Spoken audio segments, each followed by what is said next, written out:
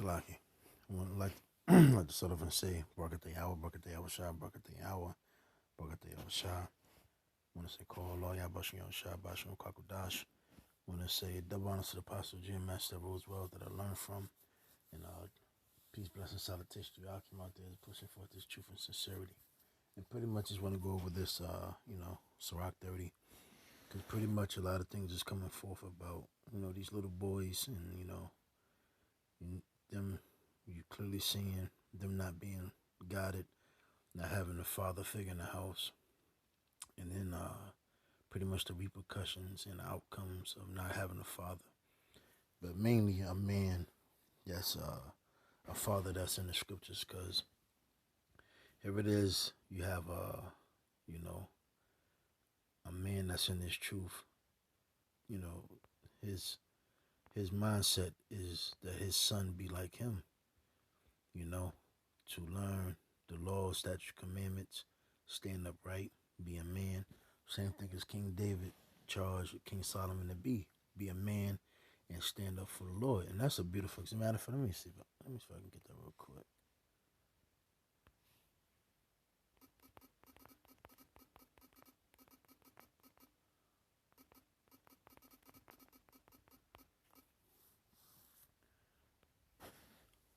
It says First Kings 2:1. Now the days of David drew nigh that he should die, and he charged Solomon his son, saying, I go the way of all the earth. Be thou strong, therefore, and show thyself a man, and keep the charge of the Lord thy power, to walk in his ways, to keep his statutes, and his commandments, and his judgments, and his testimonies, that as it is written in the law of Moses, that thou may prosper in all that thou doest, and whithersoever thou turnest thyself, that the Lord may continue his word which he spake concerning me, saying, if thy children, saying, Salaki, if thy children take heed to their way to walk before me in truth with all their heart and with all their soul, there shall not fail thee, said he, a man on the throne of Israel. So pretty much that's the charge that King David gave King Solomon, and that's pretty much how men, you know, leaves pretty much the the program. If a man isn't, has wisdom and knowledge and understanding, he wants his son to walk in his stead. That's why a lot of men, they pretty much want sons, because they want some a man as himself to leave a legacy, you know. But unfortunately, we live in times now where these men don't want to be involved in their son's life. But be honest with you, but mainly, going back to the women, these women strip, these women strip the pretty much the whole process of a father being a son, of Salaki, a father being a father to his son, and she makes it a burden, because pretty much we're living a life where you can instill laws, statutes, and guidance and commandments and truth in a son, but that fucking woman, she'll take all of it and knock all of it out of that son, out of your son's mind. Whatever your father said, this and that and this and that and this and that. I've seen it and I've heard it, you know. And I talk to guys, and they'll tell their sons one thing, and then when they go back to their mothers, it's a whole new, complete, different ball game. So we living in those times, man, where you see what now you're seeing what feminism has done to the so-called to these black boys, them kicking out and pretty much punishing and turning things upside down for the so-called black, Latino, Hispanic man. Now you see the repercussions and the outcomes of it. Because these men are effeminate, they're weak. As the scripture says, they're as a wild bull in a net. These niggas are gang affiliated, and they're searching for a male role model. They're searching for masculinity, because these boys are being upbrought in this world, and they're not being guided. they're being guided by these women, and they're, like I said, these women are through. The so-called black women, Hispanic, Latino women, they're fucking through. But I'm going back to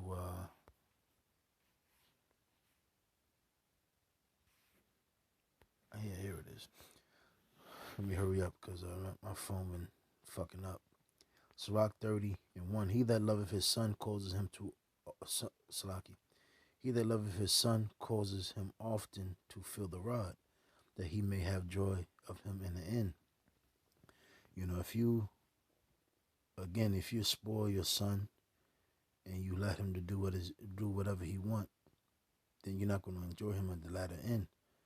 And I always say, kids are not stupid. They learn. You know, kids are very intelligent. They learn at a very young age what's right and what's wrong. That's why, I hear people say, hey, the child 1 year old, 2 years. Yo, I don't want to hear that shit. A child know when he does something wrong, especially, you know, again, babies aren't dumb. They feel the presence of real men, you know, and if you say something to them, they know what. Man, I seen it. Basically, what I'm trying to say, I seen it with my own eyes. But yeah, man, these people, they're through, man. This being soft, and you shouldn't beat your kids, but mainly, CPC, Esau, pretty much breaking up the family household, pretty much laying that law down that pretty much you can't hit your child or beat your child or can't discipline your child. But here it is, Esau, he can dope your child up with medicine, drugs. He can pretty much he can allow a cop to blow his ass away. So pretty much what the point is, the narrative, the whole plan and agenda is to destroy the family and destroy these boys. Going back to Exodus, the first chapter. But it says, he that chasteth his son shall have joy in him, and shall rejoice of him among his acquaintance, It says, he that teacheth his son grieveth the enemy. Grieveth who? Esau. Because what? Esau wants the so-called black boys and Hispanic Latino boys to be faggots. Look at Lil Nas X. Esau loves that. Esau honors that. That's why Esau is going to promote Lil Nas X. That's why when we make these lessons, he snips it, he cuts it, he deletes it. That's why he tries to make us seem like we're terrorists. But again, they promote, it's a big faggot nigga on that the city girls be rocking with. I don't know the nigga name, but the nigga's a big fucking faggot.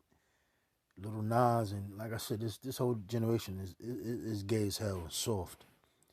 But and it says, and before his friends he shall rejoice in him, because here it is, a man have what you call it, friends, his associates, his network, the people he networked with. And when his sons come along and his son has an integrity, his wisdom, knowledge, and understanding, and walks upright, he delights in that. Here it is, you got a son, and the nigga got his pants sagging into his fucking jeans and smoking a cigarette and weed and lazy, don't even know how to talk. That's a fucking disgrace, man. That's why it goes back to the law about Deuteronomy 21. If you have a lazy son, a glutton, man, he needs to fucking go. He needs to be put to fucking death, man. Because that's a shame. He says, though his father died, yet he is as though he were not dead, because he's going to take the likeness of his. Pretty much he's going to step up to the plate. But it says, for he hath left one behind him that is like himself. While he lived, he saw and rejoiced of him. And when he died, he was not sorrowful. Because his son is going to step up to the plate. He left behind him an avenger against his enemies. You hear that? But, that's because you laid the law down when he was a young kid. And now, since your son has, risen up and grown up, now you have distilled in him the law, statutes, and commandments. And now Esau can't just come in. Here it is, enemies wait sometimes and linger around for, the father to die. Then it comes in. But, if here it is, his son is in his state, it won't work, But it says, and one that shall requite kindness to his friends. He that maketh too much of his son, he shall bind up his wounds, and his bowels will be troubled every cry. It says, again, yeah, it's because, you have this narrate that you should spoil your children and give them whatever they want. Basically, the narrative is, well, uh, I didn't have it, so I'm gonna let my kids have it. Shut the fuck up, man. You know, all kids. I say this, I tell you, but all kids need to know what adversity is and feel some type of pain and pretty much is basically what I'm saying. All kids need to know balance, man. They need to know right and what's wrong. I'm just I'm keep that personal, but like I said, as a man child, every man child should know how to engage in war and should learn some type of combat as a man. But Salaki, he that maketh too much of his son shall bind up his wounds. And I'm gonna jump down back to 8. And horse not broken becoming headstrong. Exactly. And I actually rode horses. And if you do not break a horse at a young age, that horse can kill you. Man, prime example was that fucking Jake with those dreads that shot at his father. You know, his father said he doesn't want a firearm in his house, and his own son, took arms against his father, bared arms against him, and it was a shootout. You know, goddamn shame. You know, because again, it's like these Jakes. They what you call it? They grow up. They have due to their fucking mothers not uplifting the men that they fucking open their legs up to. They tear the image of the father down, then they put that same hatred towards the son. So the son grows up with animosity. Doesn't here it is that son doesn't want the name of his father. He doesn't want nothing to do with him. He hates him. So he grows up to be headstrong. So when the father does try to come around, the son be like, man, look at this nigga, fuck you, we won't dare this and that. He grows up talking shit and destroying the image of his name. But that's because, again, if you don't break a horse when it's young, you try to ride that horse, you try to do anything with that horse will embarrass you. You might try to, here it is, man, you might try to help that horse, maybe it has something stuck in his hoof or anything. And you try to touch the horse, that horse fucking kick you. And man, I'm trying to tell you, if you don't break a fucking horse, that shit can kill you. And that's the same thing with a son, with a kid. If you don't break that fucking kid that when he's young, that child can grow up and that child can fucking kill you. And it says, conquer the child, and he shall make thee afraid. See that? If you spoil him, he shall. Hey, when you get to a certain age, get a little size on him. Hey man, you never know. Play with him, and he will bring thee the heaviness, man. Laugh not at him, lest thou have sorrow with him. And man, shit I see sometimes, man. Riding around. Just the other day, it was a Jake. They were playing that nigga music, that bullshit. And the son in the back. I don't know what it was, but the point is, the bitch was driving, the nigga was in the passenger seat, the kids in the back seat. He's rapping the song, and the nigga in the passenger seat, he entertaining and laughing at him. so let's have sorrow for him. So again, if say for instance that whoever that was in his passenger seat, that little boy in the back grew up to be a fucking little demon, and that guy on the passenger side grows up to get some sense. Only thing he's gonna have sorrow, unless thou gnash thy teeth in him. He said, give him no liberty in his youth, and wink not at his follies. Bow down his neck while he is young, and beat him on the sides while he's a child, lest he wax stubborn and be disobedient unto thee, and so bring sorrow to thy heart. Chastise thy son and hold him to labor, lest his lewd behavior be an offense to thee. You see that? So it's very important that you fathers be fathers to your son. If possible.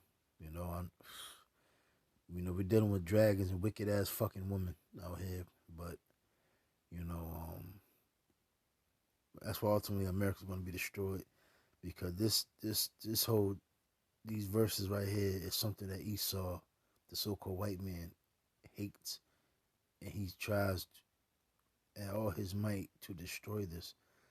Why? Mainly because he knows that we are Hebrew Israelites, and he knows that the kingdom is for us. And the same thing as Herod didn't want. He wanted the agenda was to kill all the newborns from newborn to 2 years old, to pretty much offset prophecy. And the same thing, it goes on today. Esau wants to offset prophecy, but his boundaries are set. But that's pretty much it. I'm gonna say shalom.